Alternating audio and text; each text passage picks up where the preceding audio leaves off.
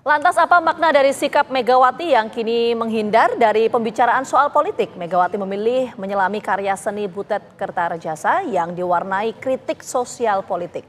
Bersama kami pemirsa telah bergabung 3 orang narasumber, ada pakar semiotika ITB yaitu ada Pak Acep Iwan Saidi, kemudian pakar politik yaitu ada Prof. Burhanuddin Muhtadi dan juga ada Ketua DPP PDI Perjuangan Pak Hendrawan Supratikno. Selamat sore Bapak-Bapak semua. Selamat sore. Ya. Pertama saya ingin ke Prof. Hendrawan terlebih dahulu. Prof, sebelumnya Bu Mega ini lantang bicara soal politik termasuk mengajukan diri untuk menjadi amicus curiae ketika EKMK pada saat sengketa Pilpres kemarin. Nah, tapi di penampilan perdananya di publik kali ini Bu Mega menghindari bicara politik kontemporer. Sebetulnya kenapa Bu Mega menghindari bicara politik kontemporer ketika menghadiri sebuah karya seni seorang seniman yang juga memiliki kritik-kritik sosial politik?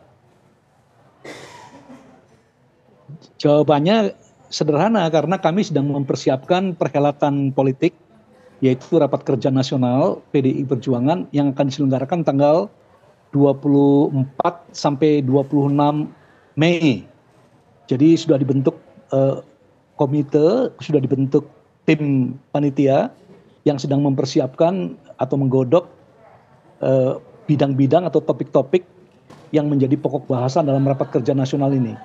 Jadi Ibu Mega memberikan kebebasan kepada panitia yang sedang mempersiapkan ini untuk mengundang pemikiran-pemikiran terbaik untuk bidang-bidang yang menjadi telahan, menjadi pokok kajian. Itu sebabnya kami sudah mengadakan focus group discussion dengan tokoh-tokoh dari kampus, ya, akademisi yang memiliki reputasi baik.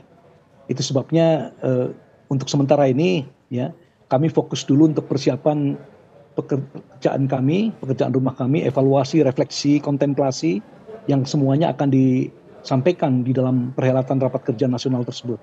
Oke, Pak Hendrawan, ini ada juga yang publik mempertanyakan apakah ini menunjukkan sikap oposisi yang akan diambil oleh Bu Mega? Karena kalau kita melihat misalnya karya seni yang bertajuk, ini kan kalau saya bacakan ya, saya sempat riset ini Melik Gendong Lali, ini kan istilah Jawa, jadi keinginan yang berlebih untuk memiliki, didorong nafsu tak pernah puas. Terus kemudian ada simbol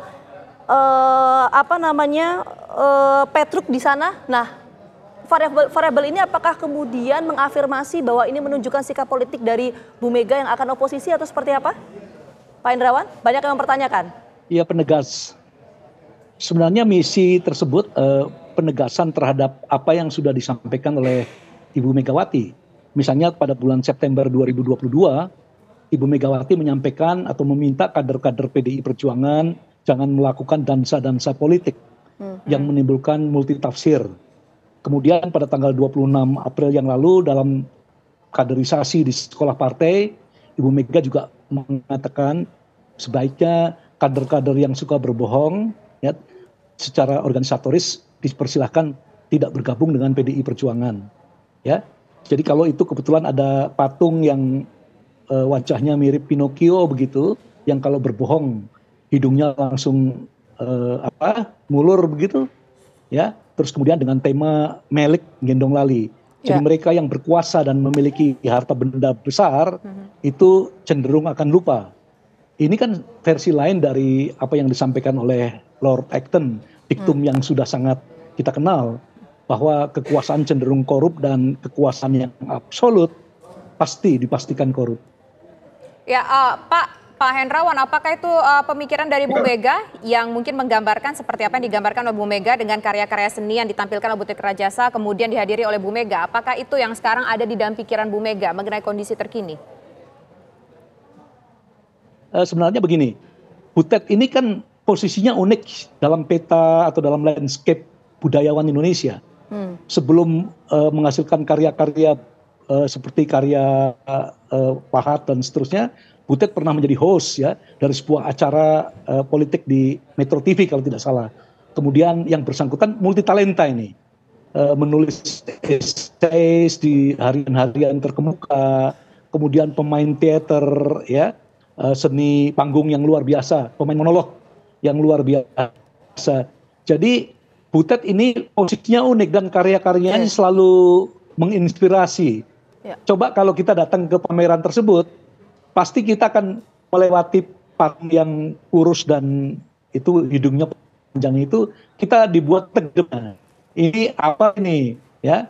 Apa yang ingin disampaikan, ekspresi apa yang ingin disampaikan kepada para pemirsa, ya, orang-orang yang mengunjungi pameran tersebut. Menarik ini. Dan dunia kebohongan ini kan sudah berkali-kali disampaikan. Sastrawan besar Taufik Ismail mengatakan dari Sabang sampai Merauke berjajar dusta-dusta, ya kan? Jadi artinya memang kita akan mengapresiasi karya Bu Titi dan Ibu Mega yang memiliki darah seni mengapresiasi itu lebih awal. Tadi belum dijawab secara jelas oleh Pak Hendrawan apakah ini membuktikan bahwa sikap Bu Mega ini akan oposisi di pemerintahan Prabowo Gibran. Tapi kita menuju ke Kang Acep dulu deh. Kang Acep, ini kan kalau kita lihat, iya, nanti saya akan tanyakan lagi. Kita berganti ke narasumber yang lain dulu, Pak Hendrawan. Kita ke Kang Acep. Kang Acep, kalau kita melihat ini kan PDI Perjuangan belum menentukan sikap dan ini pertama kali Bu Mega tampil ke publik dan menghadiri karya seni. Tajuknya saya bacakan, ini ada Melik Gendong Lali dan juga ada simbol Petruk di sana. Apa yang bisa dibaca dari sini? Ya, saya kira pesannya jelas ya. Ibu Mega memang tidak berkata apa-apa pada pameran itu, tapi kedatangannya ke sana itu menunjukkan dukungannya pada sebuah perhelatan karya seni yang mengkritik Pak Jokowi. Dan bukan hanya karya seninya kita lihat, tetapi kita tahu bahwa Butet Kertarajasa belakangan memang pengkritik tajam terhadap Pak Jokowi. Juga kita tahu juga bahwa beliau adalah pendukung pasangan Ganjar Mahfud. Jadi dari situ jelas ya sikapnya bahwa ini adalah kritik terhadap pemerintahan Pak Jokowi terutama menurut saya ya. Jadi bukan ke arah bagaimana ke Pak Prabowo atau tidak, tetapi bahwa ini mengindikasikan sikapnya ke depan, saya kira bisa dibaca seperti itu ya. Jadi ini sangat jelas ya. Jadi menurut saya pesan politik dari ekspresi simbolik semiotik ini sangat jelas dari sikap Ibu Mega ya. Tetapi sebetulnya kalau kita perhatikan ke belakang, ini kan bukan yang pertama kali dilakukan Ibu Mega ya. Tadi disebut bahwa Ibu Mega juga memposisikan dirinya sebagai sahabat pengadilan itu. Dan sebelumnya Ibu Mega itu juga menulis di Kompas ya, yang di situ sebetulnya itu ada yang mengatakan ultimatum untuk MK, tapi sebetulnya kontennya adalah juga kritik terhadap Pak Jokowi ya. Jadi ini menurut saya pertama-tama adalah relasi politik antara Ibu Mega dan Pak Jokowi.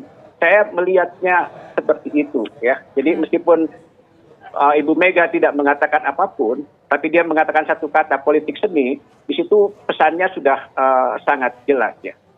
Saya kira begitu, Mbak. Oke, baik. Politik itu adalah seni secara verbal, tidak mengatakan apapun, tapi ada makna secara simbolik yang bisa kita tangkap menurut Pak Aceh tadi. Nah, saya ingin ke Prof. Burhan. Prof. Burhan, kalau menurut Prof. Burhan, dengan yang mengatakan bahwa ini adalah secara simbolik menyindir ataupun mengkritisi Presiden Republik Indonesia Joko Widodo, yang kita ketahui Joko Widodo mendukung Prabowo Gibran. Apakah ini artinya sudah menunjukkan bahwa ujung-ujungnya sudah dipastikan akan oposisi jalan yang dipilih oleh PDIP? Tapi nanti dijawab ya Prof ya, usai jeda berikut. Kami kembali sesaat lagi.